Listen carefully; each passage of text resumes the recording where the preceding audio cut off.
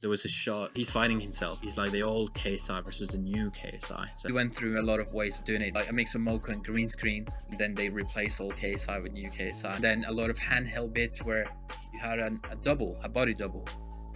For like the more like the fight, you're shooting over his shoulder. Yeah, so they you can just dress him to look like KSI, and you like find angles that work for it. There's bad ideas and good ideas, and you'll learn to filter them out and just start to stick, and you get better the more you do it. Everyone's gonna have a tough day, I feel. As a young DP or a young whatever film position you're on, you try to be like these people a lot of the time. Have you thought about like flipping it around 180 degrees and actually just try to like focus on like how would I do this, not how would he do this? Just like trying to shape my personality in the way I am, just to please a lot of people. And then I just realized that I was doing it all wrong, really. I found it to be at my best, performing at my best, when I was just literally being myself.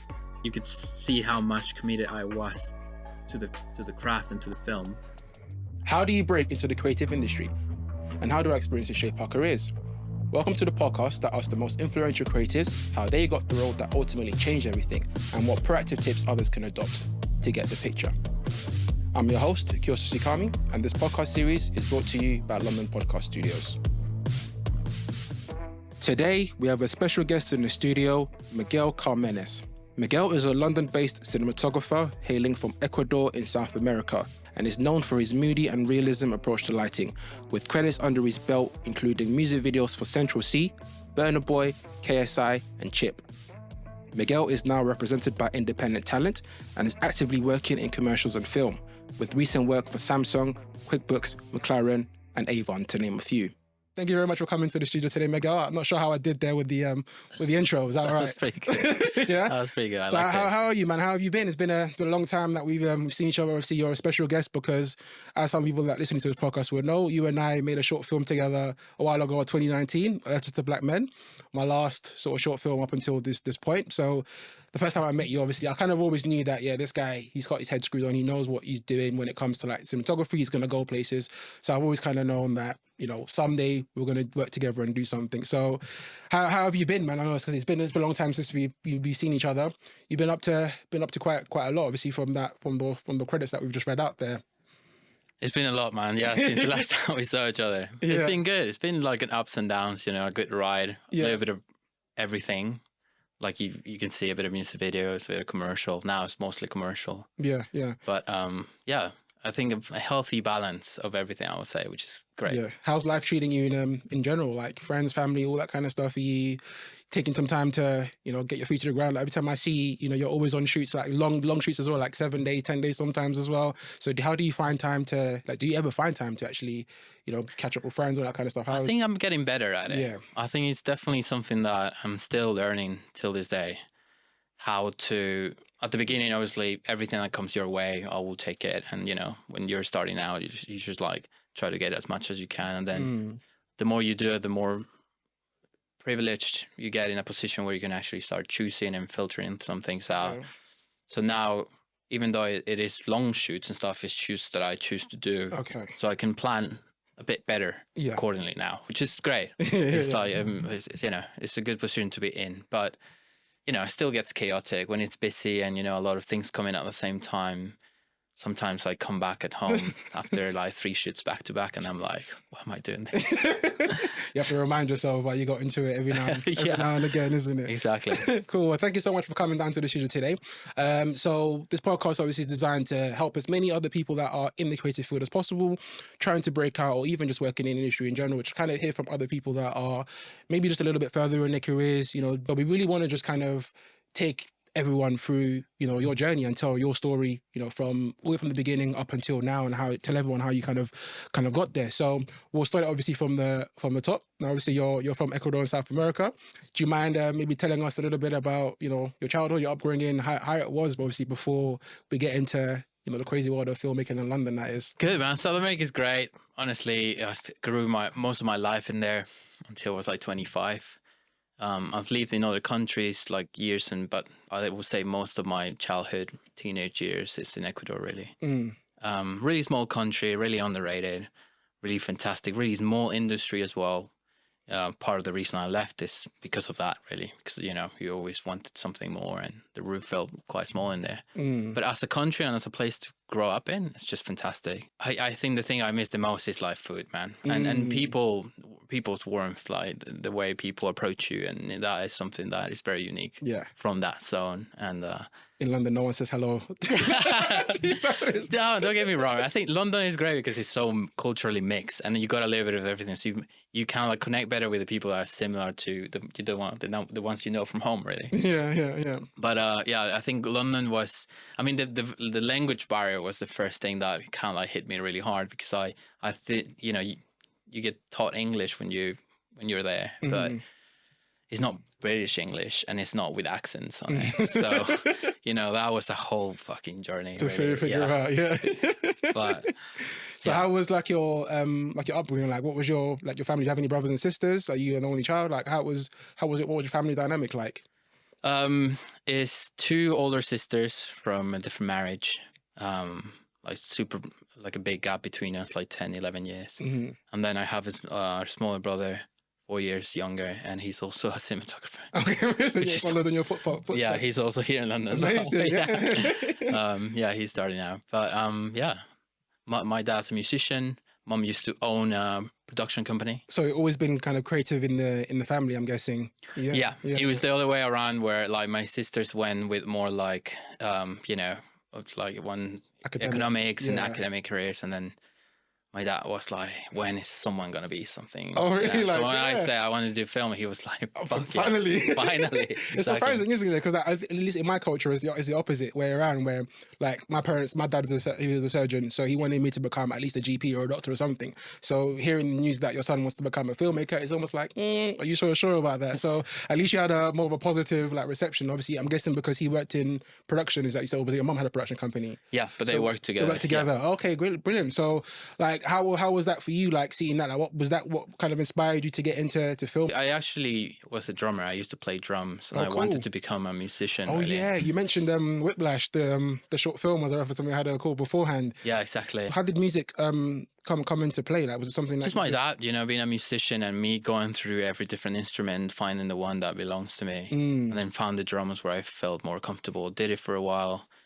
6-7 years, and then I thought that's what I really wanted to do. I wanted to become a drummer, have a band, and that will be my career. But because we moved to a different country, and I couldn't take the drum kit with me, because it's not like a guitar that you just chuck in the plane, just bring it with you.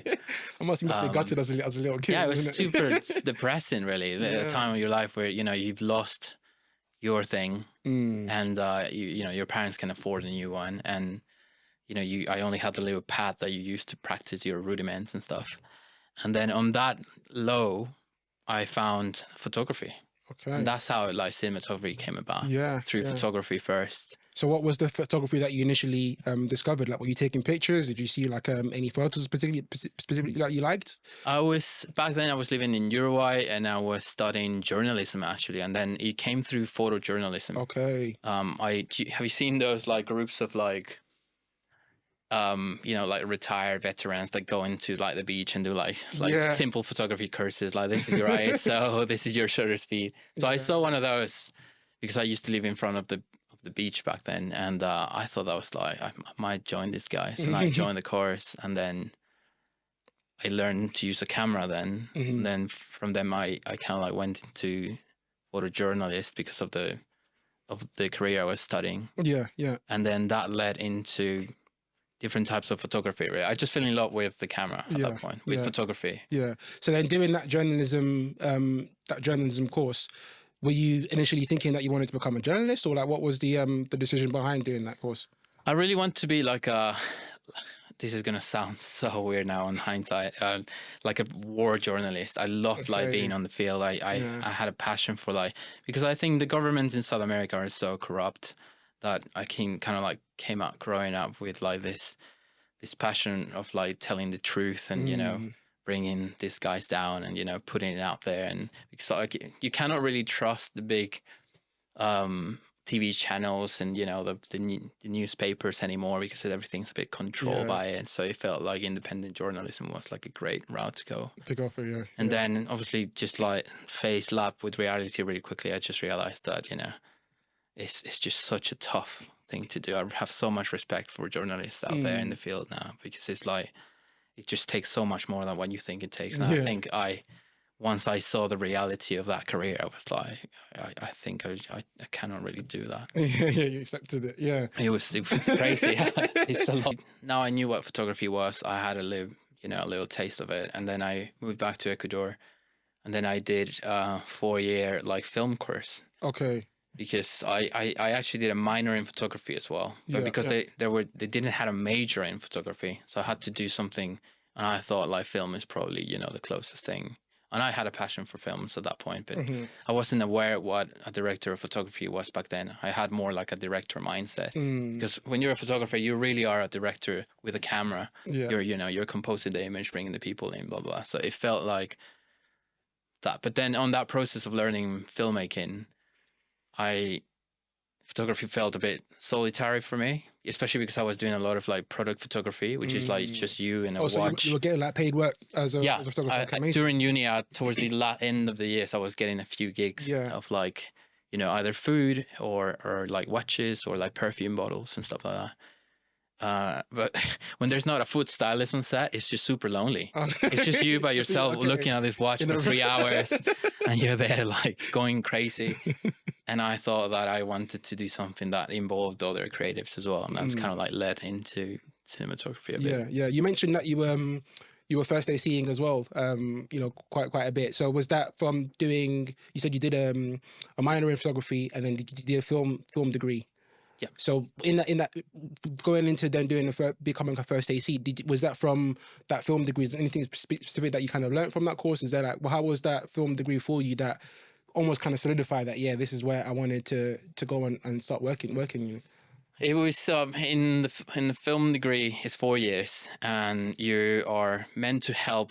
So the year ones are meant to help the year threes doing their shorts. So you assist them. So you become crew for them, basically. Free crew, yeah. Exactly. Nice. So you were forced to be AC, basically, and gaffer and stuff, and you kind of like switch positions around. And in those positions, there was a great, now really good friend of mine. He was 2 years above. And I AC on his short. And then from then on, we kind of like sticked around together. After he graduated, I was still doing my last year in uni, but I kept like helping him out.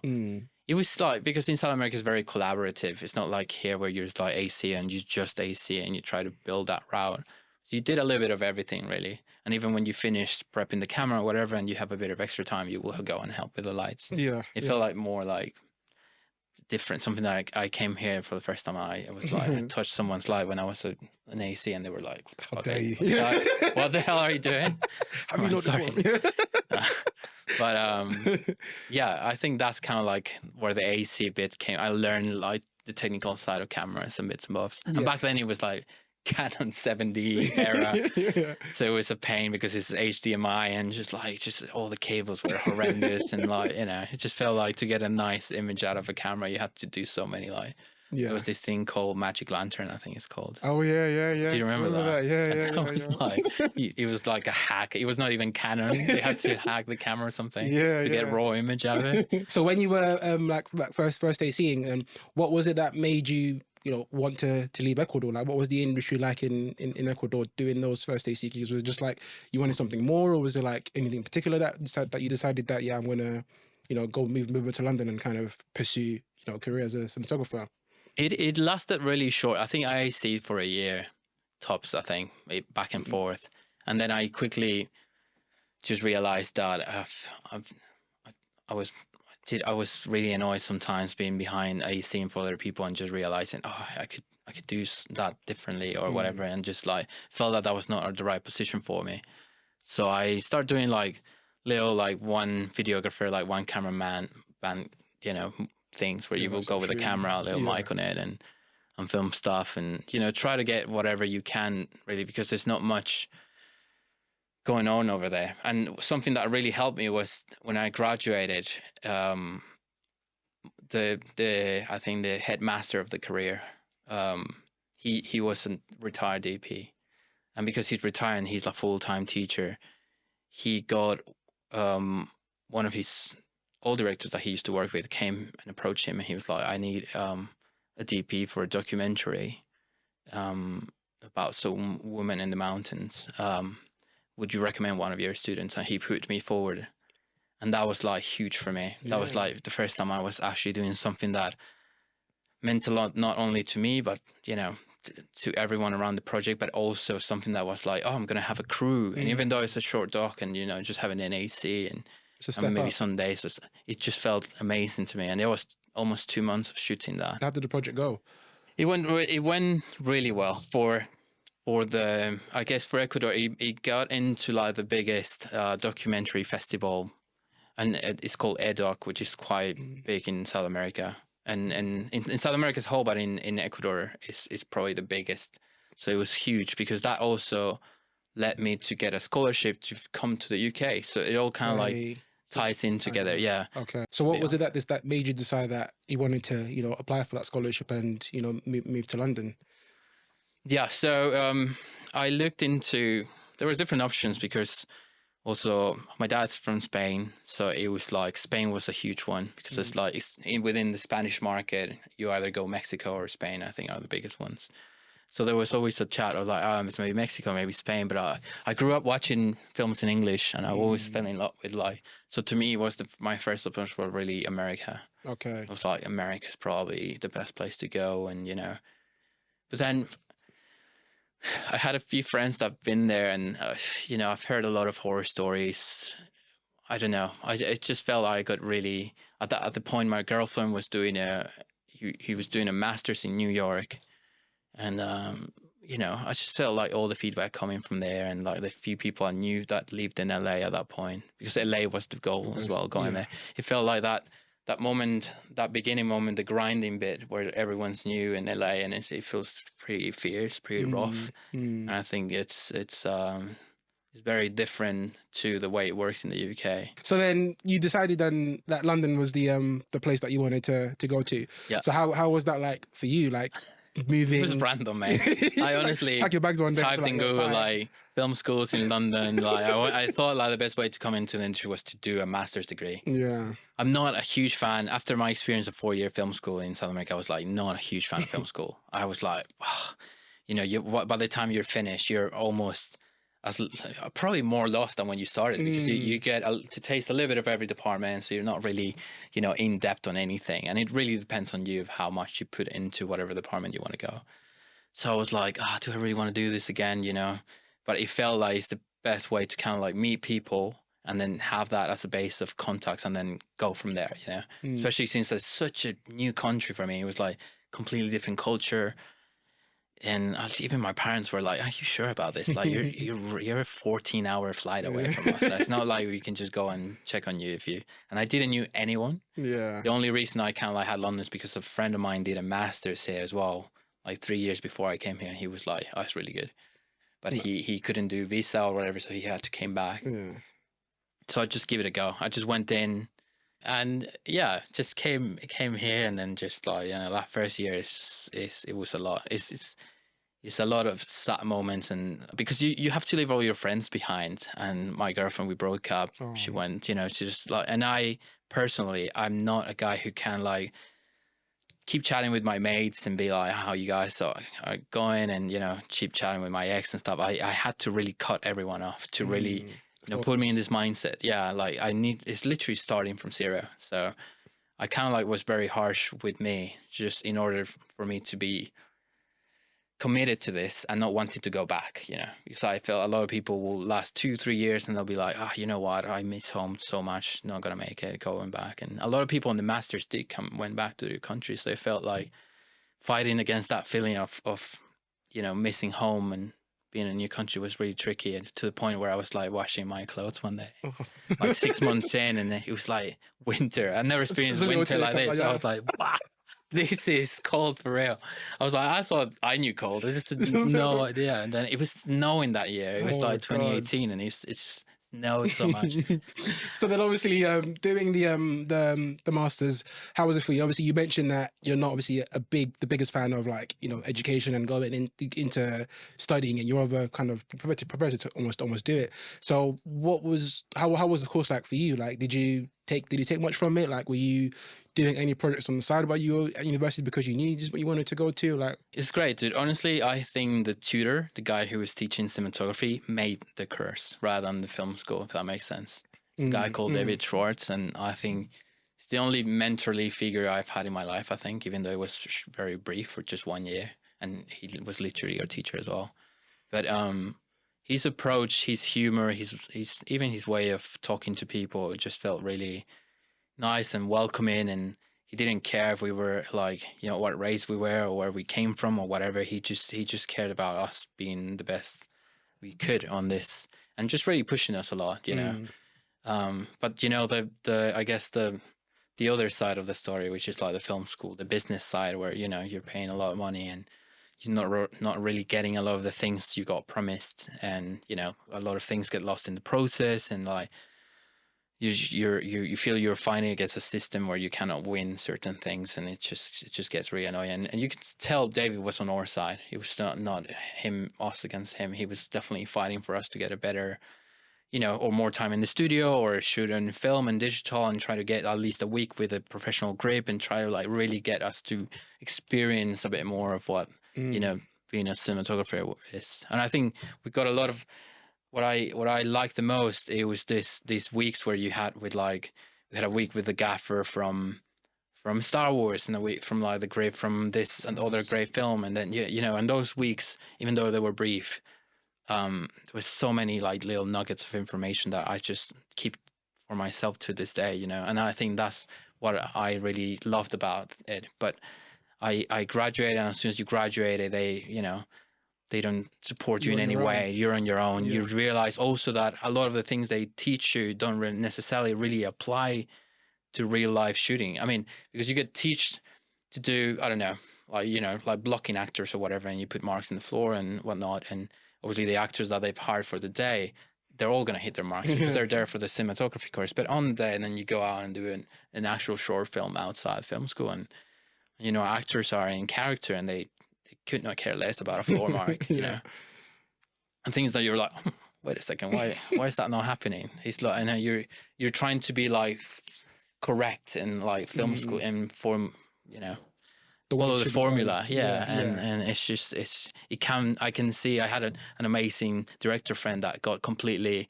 I thought he'll be probably, if he will do it today, he will be directing to it. He'll be one of the most talented guys ever, and he got put off so much by film school that he just switched careers. He's an architect now. Jeez. But he was like so talented, but I think that barrier, that way of teaching was so, I don't know, toxic to him that he just didn't. He wanted to try so many different things, and they wouldn't allow him to. And it felt like in that process he just lost motivation for it. Man, he should definitely still get back into it. I feel like when it comes to like filmmaking or being a director in general, it's like you have to understand the rules to the breaking. That's what they say, is, and you learn the rules so you can go out and sort of break them. So if he's a director that wants to break the rules, it sounds like he's going to actually be a successful one, because if he's not following the traditional ways of doing stuff, those tends to be the stuff that always does, you know, really well, and it's always received very well. So hopefully, fingers crossed, one day, you know, he's made enough money from. He's definitely going to make my house. That's for sure. He's a great architect. So he's definitely going to make my house. I'll tell you that. So then, leaving university and kind of going out into the industry. How was that for you? Like early sort of jobs. You mentioned that you kind of got the reality that it's not what you learned in university. You kind of have to figure out ways to do things, you know, differently, and kind of learn on the sort of ground. So what were your sort of like first early jobs and getting out? You said like obviously the university didn't really do much in terms of help support, in terms of like you're going out to becoming a freelancer now. So what was that like, you know, for you at the very start? Yeah, this is where it gets great. I think it's just like whatever you can take, really. And the first thing that happened to show up is like very low budget promos for some reason. Everyone wants to shoot a music video, and everyone has £100. So you know, it just felt like at that point you go into like survival mode almost, because you're like, you know, I don't really want to ask money to my parents at all or anything. You know, I'm like a 27-year-old. I'm like, you know, I'm trying to make this a thing. And then like together with an Italian friend, Tommaso, we're like, he was more into like becoming like a Steadicam operator. So he had it running back then. Oh yeah. And we were like, the two of us were like just grinding it out and figuring things out, you know. and offering like really cheap packages of like, you know, we can shoot you a music video and we have a rolling. They were like, oh my God, yeah, sweet. I remember that's how we can roll. I was like, yeah, everyone fucking loves to roll. So we were like shooting so much because we had a running too, basically.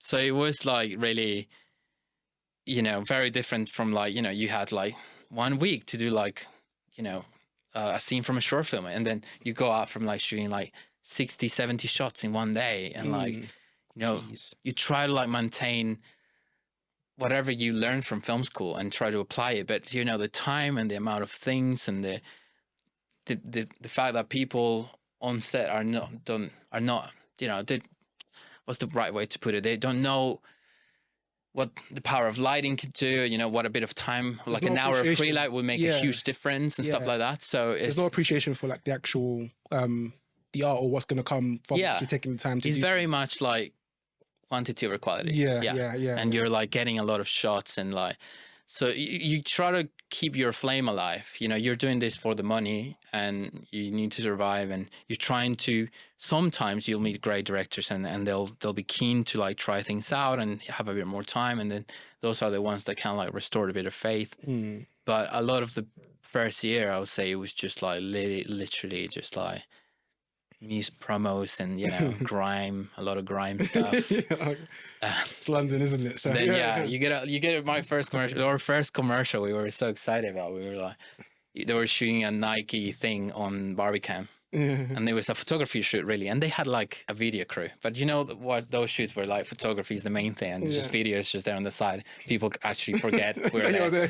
And we were like, oh my God, we're doing our first commercial. We shot one day. I think we shot like 4 or 5 shots, and we were like, I remember like being such a huge moment for me.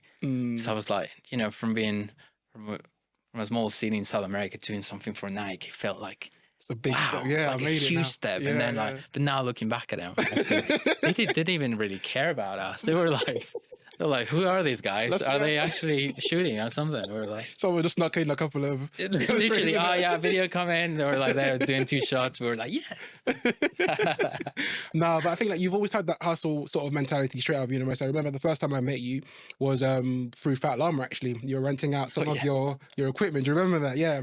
So you had like the lens that we actually ended up shooting the short film, and you had like a lens that you built, the anamorphic lens. Yeah. So have you always been like, you know, that either, you know, tech savvy and also like just business minded as well to kind of do everything? I feel like you've naturally jumped straight into the deep end without having to, you know, go the traditional route of maybe AC in and then, you know, working up the camera department. You've kind of always knew that you wanted to be a DOP, so you did everything that you sort of could. So where has that sort of come from? Obviously the Fat Llama side of things, doing rentals, and just trying to get as many jobs as you possibly can.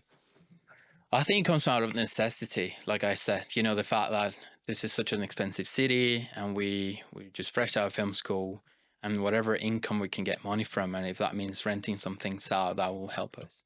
So it came out of like, you know, the grind really, and just the fact that we needed to make enough money to pay rent. Yeah. So you had quite a lot of kit though. Like, how were you managing to pay rent as well? You're investing in quite a lot of stuff. Yeah. I think when you met me, I think I already had that 1 year of that year of grinding paid off. You know, we were like living off meal deals back then with my friend, and I think just trying to save as much money as possible to buy some kit, to then charge a bit more, and to then like put it on rent. Yeah. And you finally mentioned Fat Llama. I still have some bits and bobs in there, but I met a lot of people through Fat Llama because it was quite new, and it was like, people will come to your house and then you'll meet them in person. I met a few directors that way where they were oh, you're the DP? Yeah, it was you. But then I was like, although the directors was like, they were like, oh, you're a DP as well. Can you come and shoot my next shoot? I was like, great. I think the good thing about you as well, that you had your website on your profile as well, on your Fat Llama thing. So everyone, even me, I looked at your work straight away. I was like, yeah, man, this guy, I have to collaborate with this guy one day. So I think, like I said, you were very smart about, you know, using every sort of avenue, you know, as much as possible to kind of get to where you are now. So what would you then say maybe was like your first big project, like coming from, obviously you mentioned that you did that one commercial that you thought was that massive, you saved a bunch of money for all this camera equipment. Was there a certain point where you just said, okay, I am now officially, you know, a DOP? You mentioned that you gaffered, you know, quite a bit. What was the decision for you to, and when did that sort of come where you're like, you know what, I'm going to step up and actually just DP. Yeah, DP. It was straight off the Masters here in London, where I was like, Masters, I know now that that doesn't mean anything to me, at least. But back then it was like, I'm a master at something. I mean, I have to be a DP, right? I just did a master.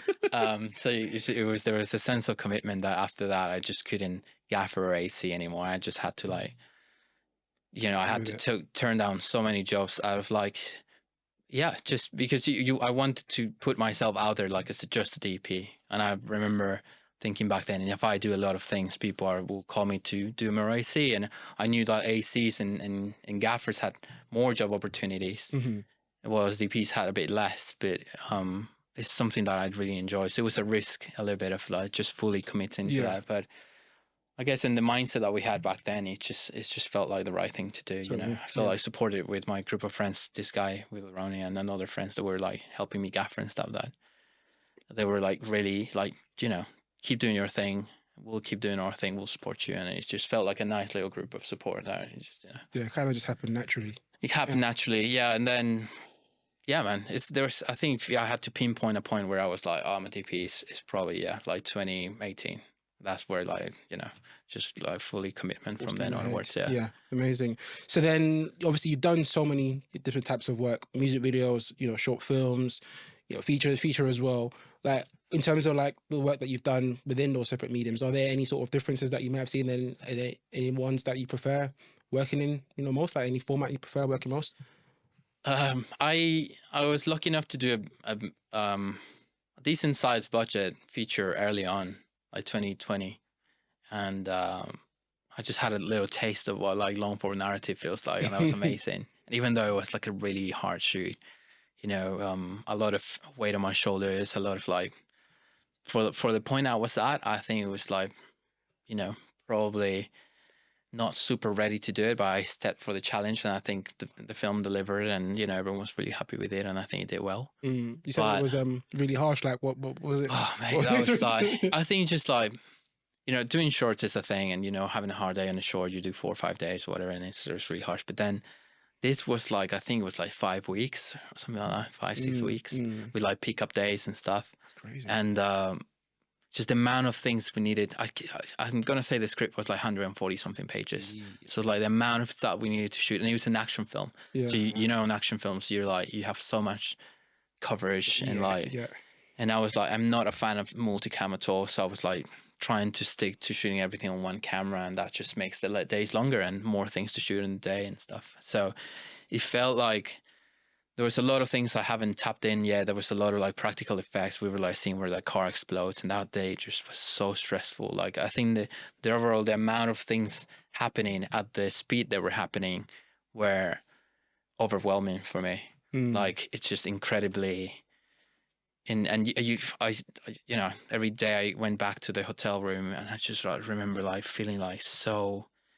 But I couldn't show that to my team or to the rest of the people. I had to keep going. What have I got myself into, sort of thing, or so, a little bit. Yeah, it's a little bit it's both. It's a nice feeling of oh, we're doing something amazing. And at the same time, you're but at what cost? This is really draining me. It's and at that point, I thought that's the only thing I knew. So I was oh, they've scheduled this properly.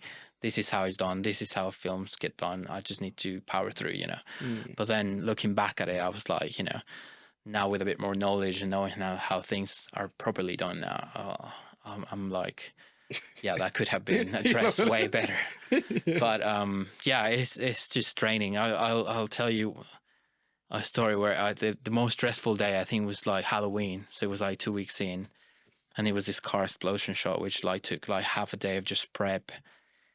That's the only thing we did multicam, I think. Okay. We had 3 cameras, 3 in different places. And it was so stressful because there was we only had one car to explode.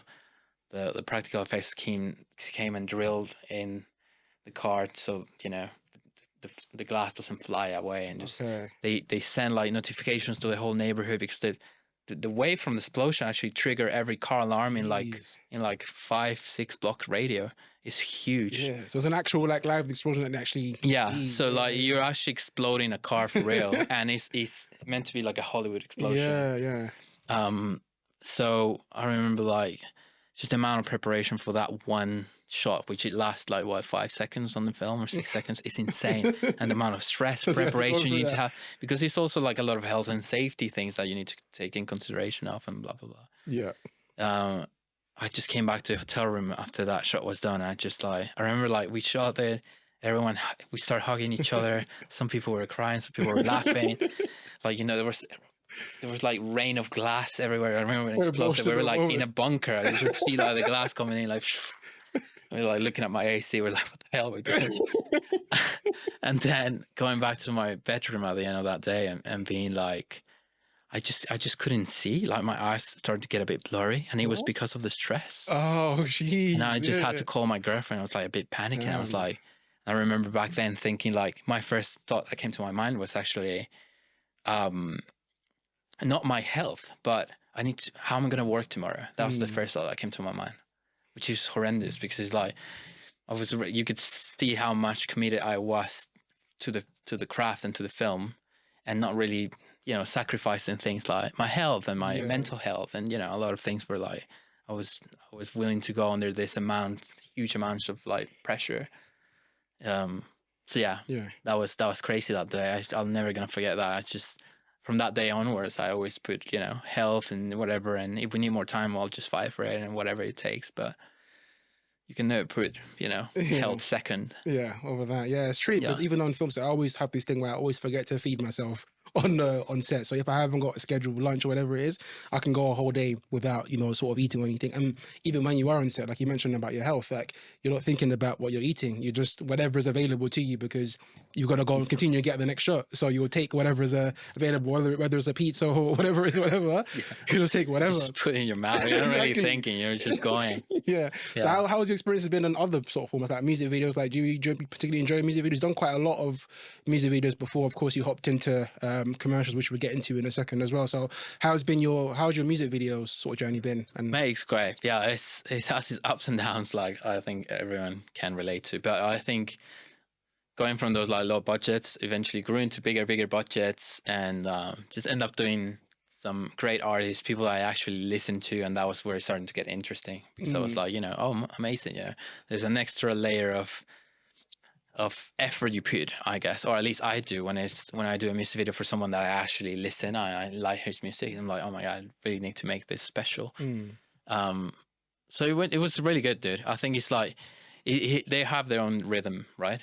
Like you can have really good crews, you know, amazing artists or wherever, but it has like a little bit of a chaotic nature to them, which is normal. And you eventually, as the more you do them, you learn to deal with that, and you know what to do when the artist shows up late, 3-4 hours or whatever, and you get a bunch of pickups or whatever, and you plan around, you know, that chaos a little bit. It's a reaction. Very reactive. You need to be ready to change plans straight away and deliver something that is, if it's not better than what the original idea was, you know. And yeah, you know, a lot of my good friends nowadays are amazing music video directors, and they have this it's tricky with them, because sometimes a lot of music videos, what it is like directors have this amazing, crazy idea, but and then the producer's like, we don't have the budget to do it. So you don't want to say no to either of them. So you try to like, it's a lot of like thinking of how I can achieve certain shot or certain feel with, you know, what we have available to us. Then obviously transitioning into commercial, I'm guessing that's the complete opposite. So how was that shift? Commercials, I was like, I like commercials, but I think overall it's like, now you have all the toys, but sometimes you're just shooting like a can of food. So yeah, it's interesting. It's sometimes you can get in pigeonhole into overcomplicating things sometimes in commercials, where like, you know, there's a discussion about how this chicken looks for like 3 hours, and you know, the chicken guy will come in and look at the chicken, and you just see like, you know, overtime is kicking in, and you think about it, you're like, this is really weird, you know. Like, what are we doing? And then one day I've been lucky enough to kind of like delve in like different types of commercials. Like mostly do like, I would say like comedy commercials nowadays, but also a lot of beauty, which is interesting. But it's funny how I was literally doing a shoot 2 weeks ago where I was doing like this big beauty brand, And obviously they were like all about taking care of the skins and the models look a certain way and whatnot. And then literally 2 days later, I'm shooting this naked noodles thing. We're lighting this like noodle spaghetti thing, you know, like those instant noodle going from like this. Well, I was like, I just keep thinking like, this is so strange what we do, you know, like it almost brings you back to the days of, like you were saying, being in a room by yourself, you know, shooting those products. It's different now. Flashbacks from the photography. At least you got more people in the room now. Yeah, at least it's a lot of us thinking about this noodle soup, not just me. But and then what about like narrative stuff? Obviously, you've done quite a few shorts as well. I think when you were first like coming up into the industry, at some point I could pretty much count, like, you know, I've run out of fingers to count how many shorts that you were kind of doing and working. Was that, like you said from earlier on, just like meeting directors, or like where did that sort of like stem from, and how was doing narrative for you? I think when we had a conversation a while back, I think it was kind of more. Narrative was kind of more like a passion thing, or like a love, a labor of love almost. Yeah. So how's shorts been for you? Like, do you miss shorts? Did you enjoy shorts when you did them? Like, what was your experiences doing shorts? I think I enjoy them a lot. I think anything narrative is where definitely I belong, and it just takes time. It's probably the hardest one to get right and to just fully live out of like narrative stuff. So I'm trying to keep a healthy balance between commercials and narrative nowadays. But yeah, they just come about. I mean, a director I work with a lot nowadays is a guy which I went to a party with one of the directors from the master's degree, and I'm new here, and she brought his boyfriend, which happened to be a director as well, and we just chatted that day on the garden in the house. We were doing like a barbecue, and we were just chatting about life, and we just discovered we were like huge sci-fi fans, both of us. And then he was like, "Oh, I'm doing a show like in a year time. I'll give you a shout." And I thought it was one of those things that just and then you kind of like forget about it and you keep on with your life, and then it comes back and you're like, "Oh, yeah, we're actually doing it." And then we shot it. And then it went really well, won a lot of festivals and stuff. And then you go into the next one. And then I think the buzz created from that awards get you a lot of directors come in from that. But I think, you know, if it's seen by the right people, you just need one good short, and then that could be the beginning of an entire career, I think, sometimes. Well, there's a lot of people that do a lot, but it's, you know, sometimes they just, you know, people just goes under everyone's radar, and people don't really see them, right? So you've got a very particular style in terms of like the way you light stuff. Do you have a particular creative process that you go through when it comes to taking on a project? I'm guessing it might be a bit different from like a commercial might have a different approach than a music video would or a short film. So could you maybe tell us a little bit about your creative process, and maybe how what you think about when you get a project come in?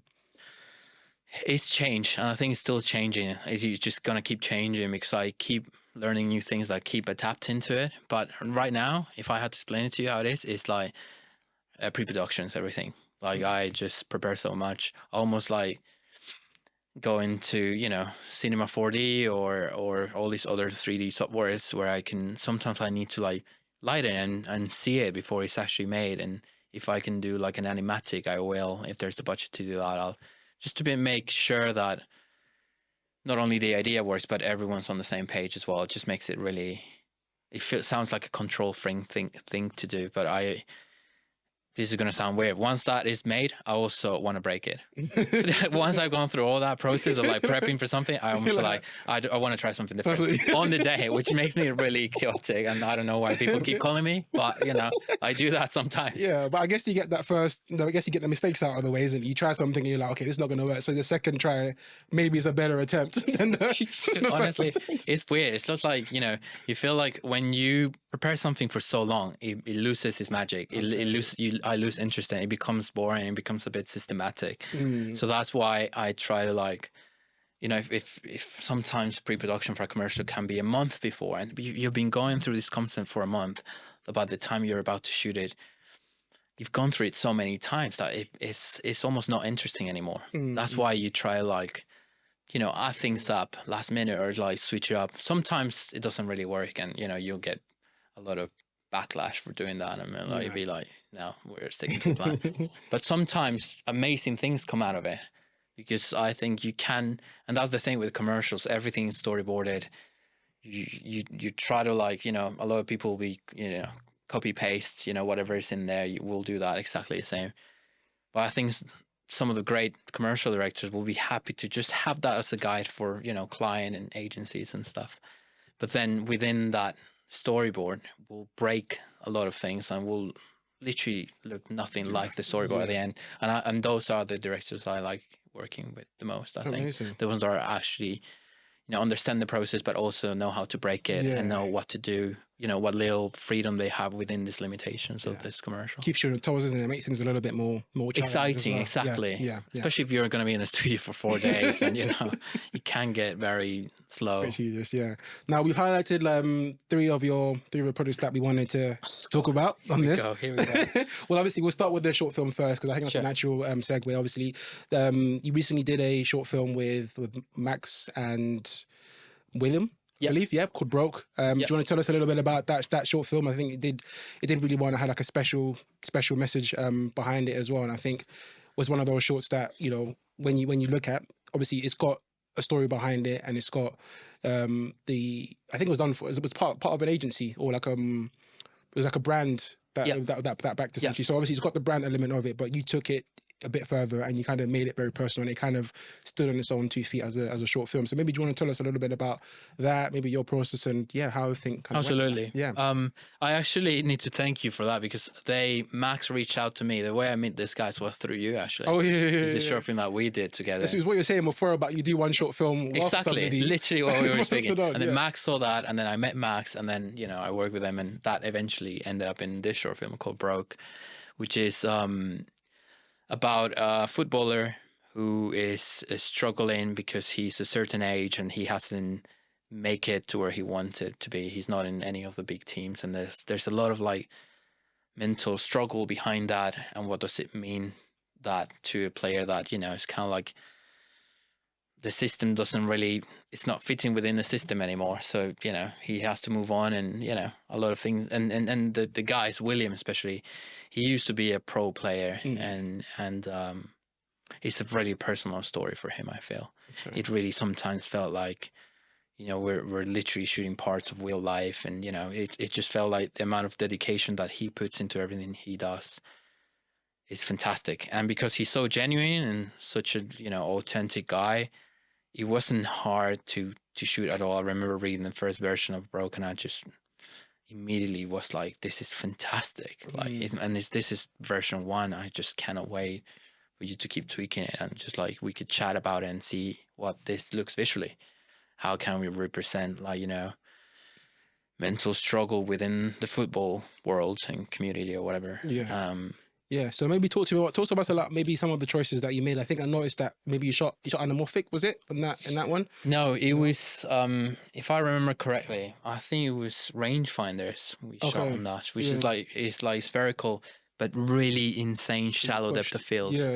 Like, I think the lens is open to T1.1. And I think that isolation of characters was important, because even though there's certain frames where he's within the team and everyone's in the same room, and you could feel like if we were to shoot that on, you know, theater or wherever, have everyone on focus, it felt like he was accompanied by a lot of people. But I kind of like isolating him within the space, it makes sense at that point. So like shooting everything shallow, which was like horrendous for the focus puller, obviously, and for me and for the actor sometimes, because it's like some of the blockings, you're like, sometimes you got to have a really great camera team, because you don't want to repeat a take because of something technical ever.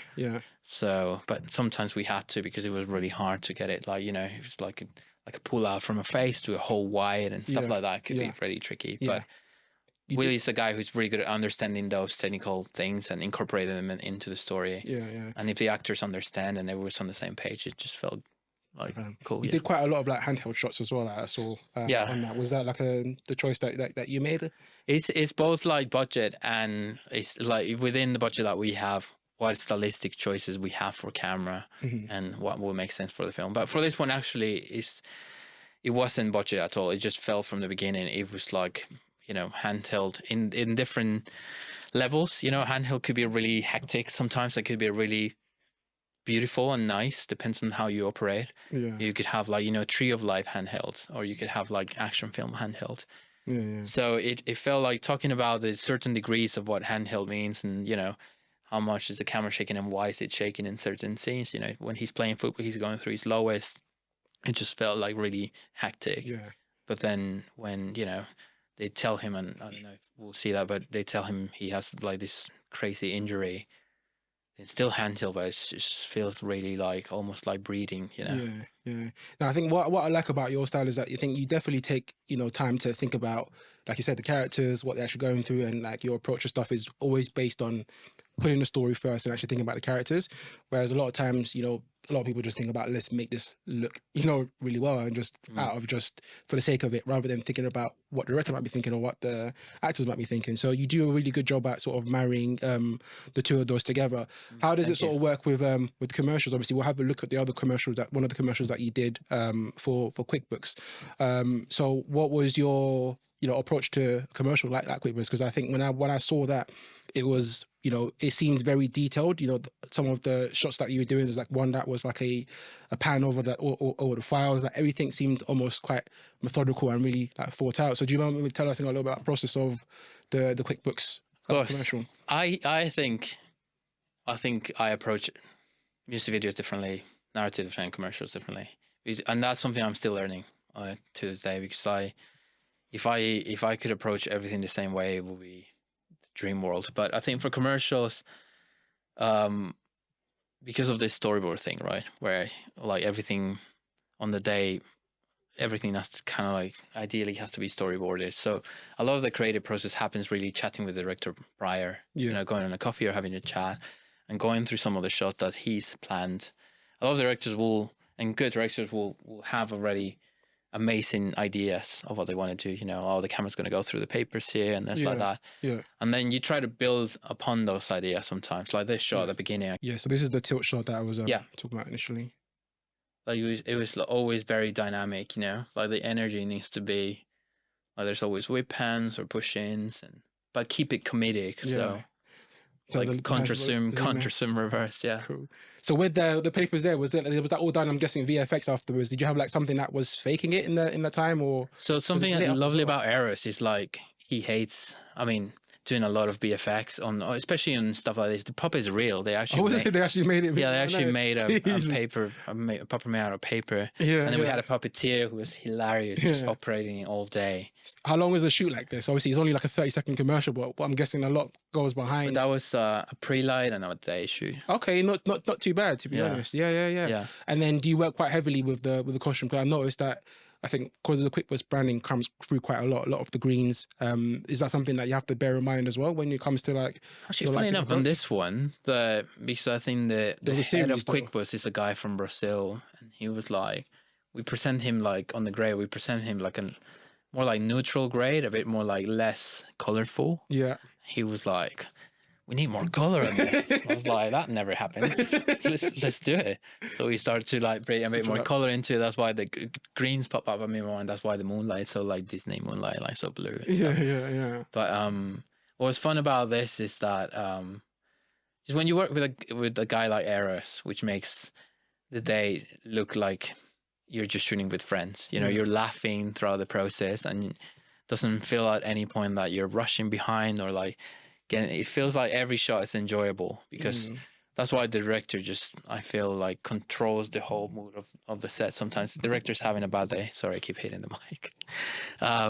Everyone's going to have a tough day, I feel. But if the director's having a great day and he knows he has time to do this, A and B and C, it can be just like a lovely experience. It's sometimes this commercial, and the reason I send it to you is because it didn't feel like a commercial shoot at all. It felt like we were shooting like a short film. Yeah. And it was fantastic, because I feel that's rare sometimes within commercial environment, but has a special place on my heart because it was so funny. We're laughing there all the way through, and so now you can just sit down and enjoy, and you know. Yeah.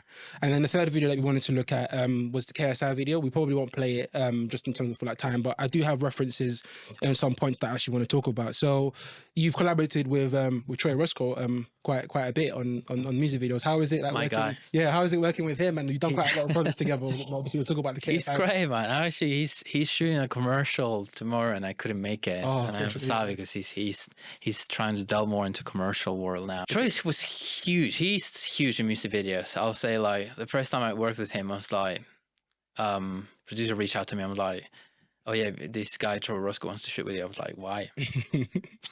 Why? I honestly don't think I'm. Yeah, does he? I don't know. And then the shoot went well. It was a tricky one. It was like on a rooftop. We had to bring up a crane on a rooftop. Jeez. I remember finishing the day thinking, like, I'm never going to work with this guy.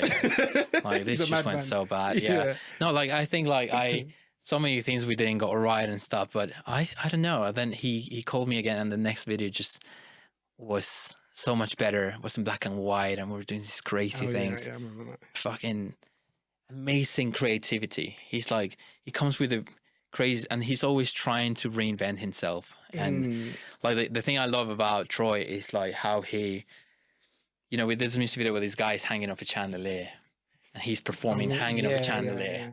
I remember like, okay, interested. Let me try to find some reference or something. Like couldn't find anything. So like, it's a good how sign. the hell are we going to do this? Yeah, it was like he's always trying to do things that people haven't tapped in before, and you know. Talk about the KSI video. Yeah. So there's a couple of shots in there. I think Troy has he's very VFX well, because I remember when you first kind of coming up, he used to do a lot of like After Effects type montages. So how was it like shooting, you know, the KSI video? There's quite a lot of VFX heavy stuff that you had him duplicated. There's a shot that was just punching himself. What was the approach for that? Like, how was that video? Yeah, it's a lot of that was 3-day music video, by the way. 3 days. Yeah. Jesus. You were saying before, like, yeah, some music videos. There's a budget. That was a big budget one. Yeah.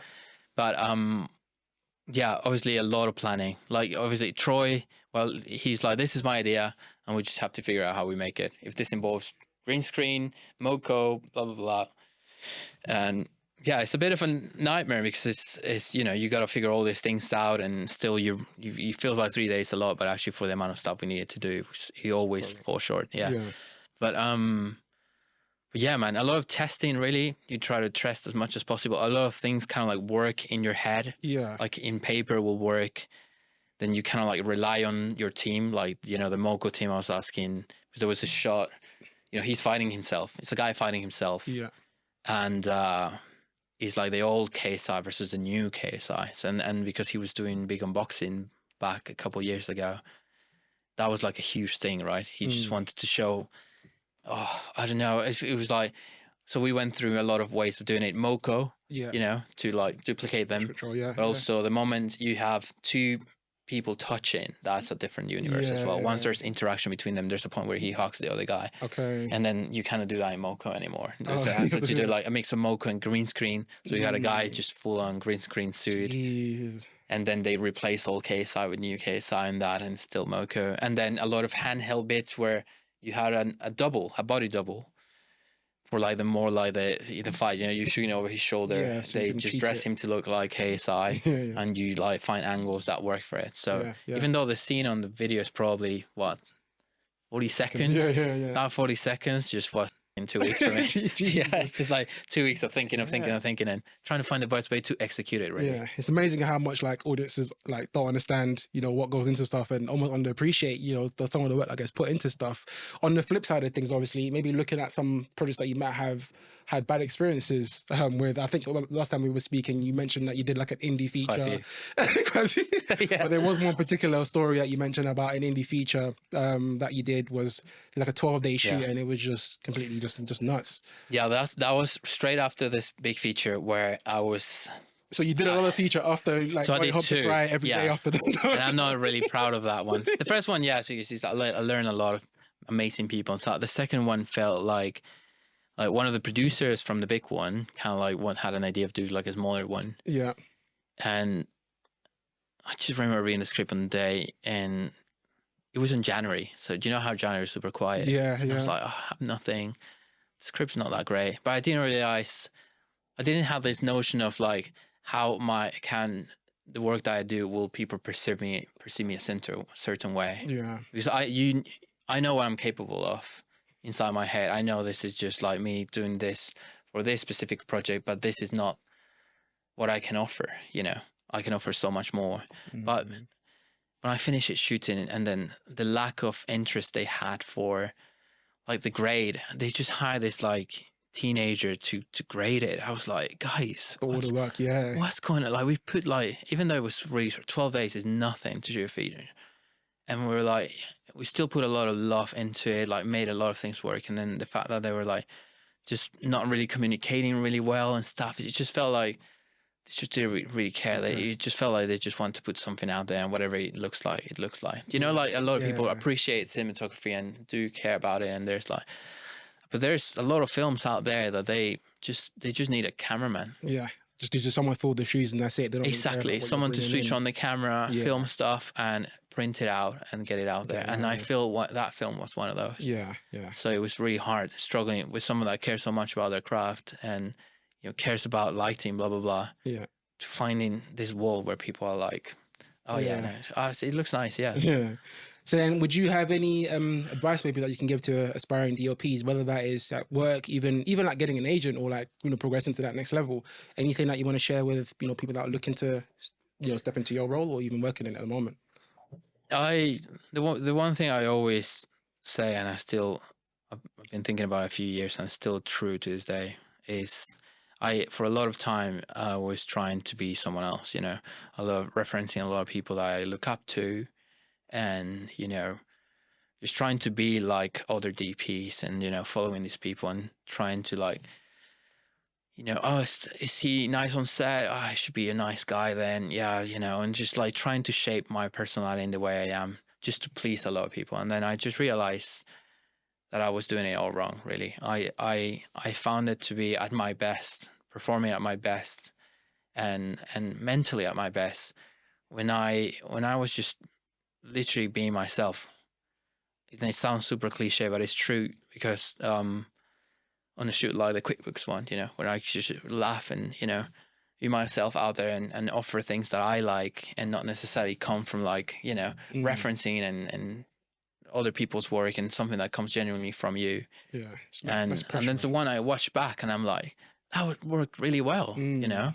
Quite proud of that, because that came out of like an idea that we had that sparked on set because something happened, and now I'm trying to embrace more that side of things. Like, whereas like as a young DP or a young whatever film position you're on, you put a lot of pressure on yourself, and you try to be like these people a lot of the time, and it's not, you don't realize that actually have you thought about like flipping it around 180 degrees and actually switch Instagram off for a bit and just try to like focus on like, how would I do this, not how would he do this, and start to nurture and embrace that side of things. Yeah, I think that's the best, because then people start looking up to you. Yeah, and start copying your style. It's like things flip around a little bit, and I think nurturing that even though it's sometimes, you know, you'll get bad ideas. Everyone gets bad ideas, a lot of bad ideas, and you know, there's bad ideas and good ideas, and you'll learn to filter them out and just, you know, start to stick, and you get better the more you do it. And I think that's something, probably an advice that would be good for people. That's definitely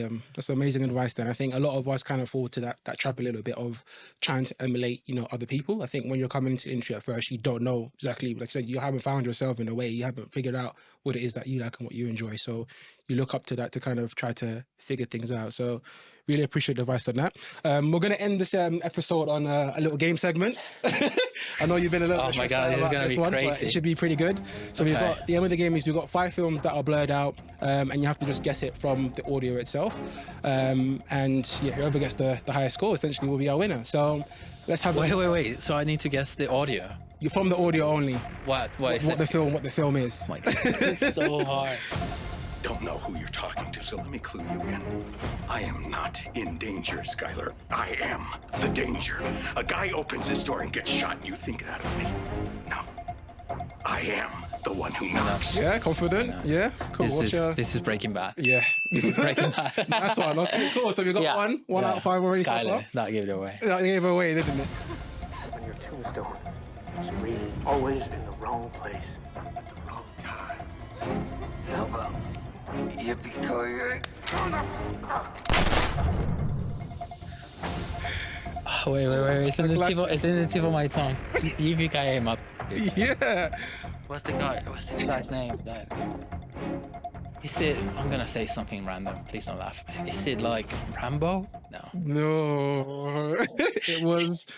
It was Die Hard. Die Hard. That's it. See, it's one of those like Bruce Willis, fucking. I think you were Yeah, thinking of of. course. Sorry, Chris Willis. That's all right.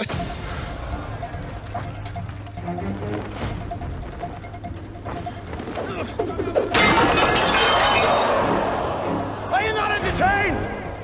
Are you not entertained? My favorite film. Yeah. Is this not why you were here? Cool. Yeah. I thought for a point you were not gonna show anything. I thought it was just sounds. I was like, oh, screw it. This is Gladiator. Gladiator, Yeah. that's the one. Yeah, nice one. So Yeah. 2 out of 5 so far. Amazing.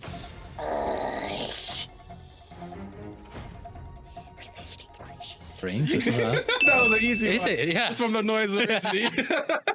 Yeah. Smash that one. Nice one. Cool. What country you from? What ain't no country I ever heard of? They speak English and what? What? English, motherfucker! Do you speak it? Yes. Then you Pulp Fiction, bro. This is such a good. That has the best dialogues ever written. Yeah, right. If you didn't get that one, I would have looked at you like, man. I just kicked me out. Yeah, just kick me out of the set. Amazing. You did pretty well. So 4 out of 5. You've Nice. done the best so far. So congratulations on that. Great. I was scared. Yeah, after what Sam was saying, I was like sweating. So I'm glad I got. Brilliant. Well, thank you so much for coming to the studio today, Miguel. Thank you for having me too. If any of our guests want to find you online and follow you, where can they reach you? Just a webpage probably. Yeah. Just it's my name. What's your- .com. MiguelCarmenes.com. Yeah. Brilliant. Yeah. Fantastic. Well, Yeah, yeah, man. cool. So thank you so much for coming to the studio today. And yeah, hopefully it's been, a good episode for you. And yeah, we're looking forward to seeing what you got coming up next. Obviously, you mentioned a couple of features and all that stuff you're going on, a TV series as well that's potentially coming up. So we wish you all the best, man. Thanks, crossed dude. Yeah. Thank you for having me, man. Thank you so much. Thank you for watching and listening. If you enjoyed this content, then make sure to like, comment, share, and subscribe to the official London Podcast Studios channel. If you want to join the creative community and find out how you can get the picture, then make sure to click the link in the description.